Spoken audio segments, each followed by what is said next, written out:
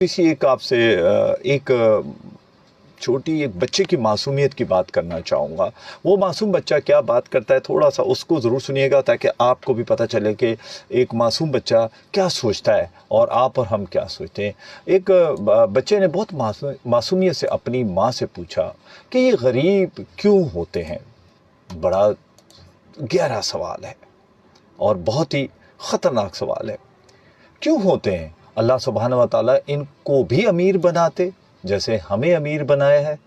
तो माँ ने बहुत ही मुस्कुराते हुए और बहुत संजीदा लहजे में उसे जवाब दिया, अल्लाह सुब्हानहू व तआला ने हमें जो अमीर बनाया है तो बेसिकली इसलिए बनाया है कि हम इनकी मदद कर सकें और अपनी अमीरी में से जो जायज़ पैसा जिसको ज़कात, सदक़ात, खैरात कहते हैं वो इन तक पहुँचाई जा सके, क्योंकि हमें ये पैसा जो मिला है वो इनकी वजह से मिला है और वो पैसा इन तक जाना चाहिए। यानी कि ज़कात, खैरात, सदक़ात, ख़ासकर ज़कात की अगर मैं बात करूं तो अगर ये उस तक पहुंच जाए कि जो उसका हकदार है तो यकीन करें कि इस माशरे से गुर्बत ख़त्म हो जाए।